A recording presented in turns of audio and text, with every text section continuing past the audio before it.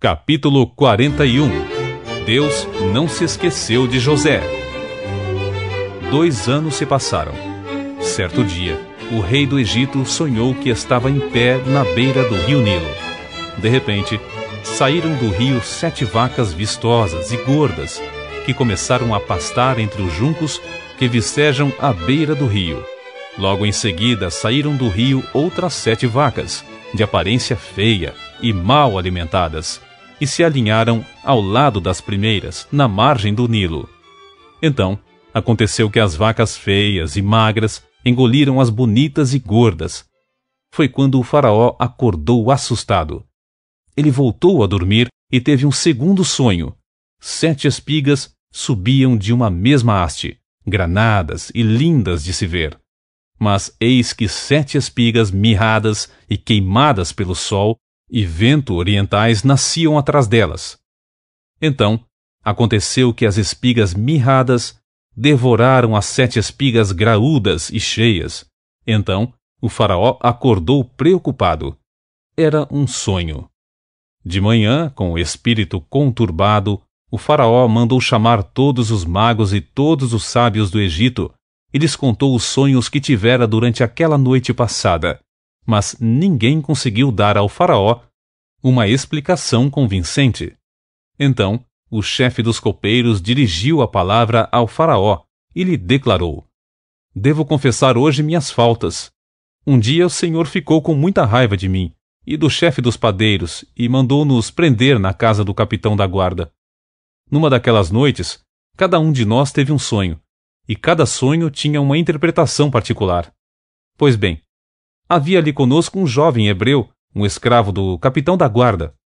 Contamos a ele nossos sonhos, e ele nos revelou os seus significados, proporcionando a cada um de nós a interpretação exata do seu próprio sonho.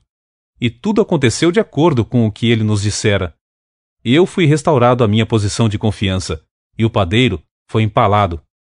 Assim que ouviu isso, o faraó mandou chamar José, que foi trazido às pressas da prisão onde estava.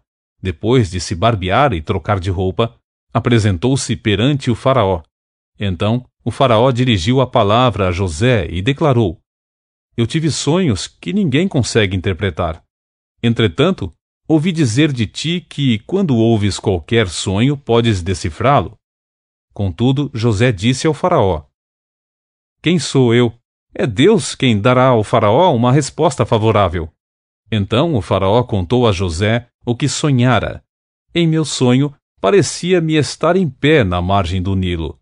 Eis que subiam do Nilo 7 vacas bem alimentadas e de bela aparência, que começavam a pastar entre os juncos. No entanto, eis que outras 7 vacas emergiram logo depois delas, exaustas, de aparência feia e mal alimentadas. Jamais vi animais tão debilitados em toda a terra do Egito. As vacas magras e feias devoraram as 7 primeiras, as vacas gordas. Mesmo depois que as devoraram, não demonstravam qualquer benefício em tê-las devorado, porquanto sua aparência continuava tão extenuada e feia quanto no início. Então acordei. Mais tarde voltei a sonhar, e vi 7 espigas de cereal, cheias e saudáveis, que cresciam num mesmo pé.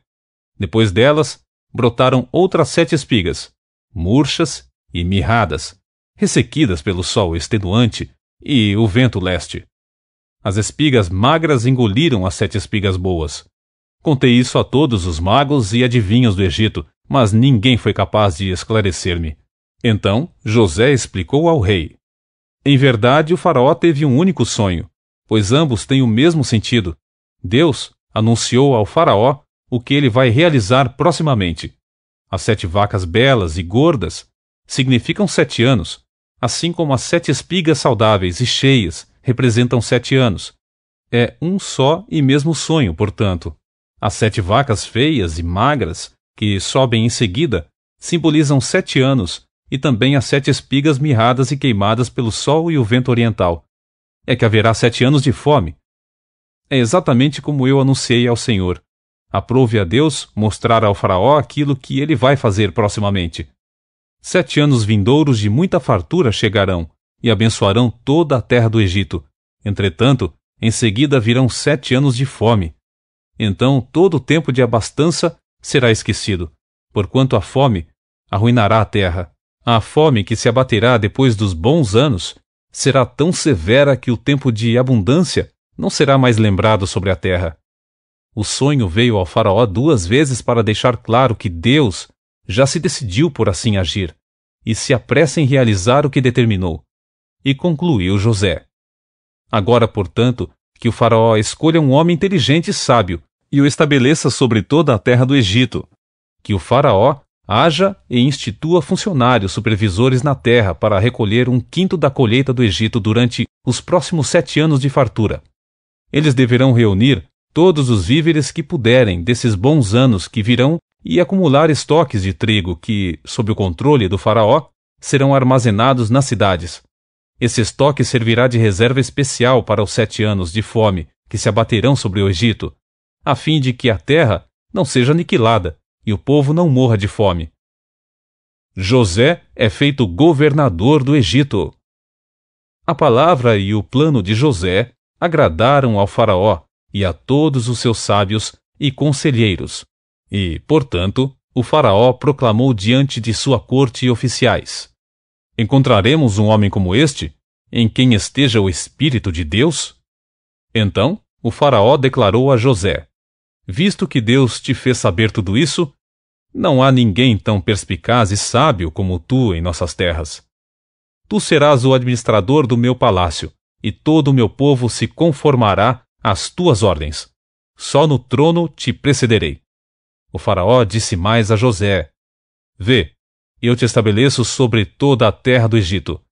E o faraó tirou do dedo seu anel selo e o colocou no dedo de José.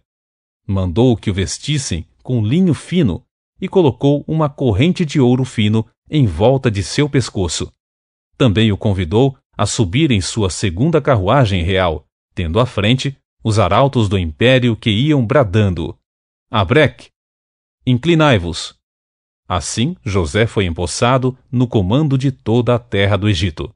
E acrescentou ainda o faraó: eu sou o faraó, mas sem tua permissão ninguém erguerá a mão ou o pé para dar um passo em toda a terra do Egito. E o faraó impôs a José o nome de Zafenate-Paneia, e lhe deu por mulher Azenate, filha de Potífera, sacerdote de On, cidade do sol. Depois, José saiu a inspecionar toda a terra do Egito. José tinha 30 anos quando se apresentou diante do faraó, rei do Egito, e José deixou a presença do faraó e percorreu toda a terra do Egito. Durante os 7 anos de abundância, a terra produziu copiosamente, e ele reuniu todos os víveres e o trigo excedente dos 7 anos em que houve grande fartura sobre a terra do Egito, e depositou-os nos armazéns construídos em todas as cidades egípcias. Em cada cidade, ele armazenava os cereais colhidos nas lavouras das redondezas. Foi dessa maneira que José estocou tanto mantimento que desistiu de ficar pesando e contabilizando as cifras. As quantidades iam além de toda medida. Parecia a areia das praias do mar. Os filhos de José. Antes de começarem os anos de fome, Azenate, filha de Potífera, sacerdote de On, deu a José 2 filhos. Ao primeiro, José deu o nome de Manassés, esclarecendo: Deus me fez esquecer meus dias difíceis e toda a família de meu pai. Quanto ao segundo filho, ele o chamou de Efraim, justificando: Deus me fez próspero na terra dos meus sofrimentos. Então, chegaram ao fim os 7 anos de abundância que houve na terra do Egito. E, como José havia predito, começaram a vir os 7 anos de fome. Havia carestia e fome em todas as terras vizinhas, mas em todo o Egito havia o que comer. Contudo, quando os egípcios também começaram a passar fome, foram reclamar alimentos com o rei. Então lhes ordenou o faraó: Ide a José, e fazei tudo quanto ele vos disser. Nesse momento a fome já assolava todas as terras. Então José mandou que se abrissem todos os armazéns de trigo, e começou a vender mantimentos aos egípcios. agravou-se ainda mais a fome na terra do Egito. De todos os povos e regiões, chegavam pessoas ao Egito para adquirir cereais de José, pois sobre o mundo inteiro abatera-se a mais severa falta de alimentos.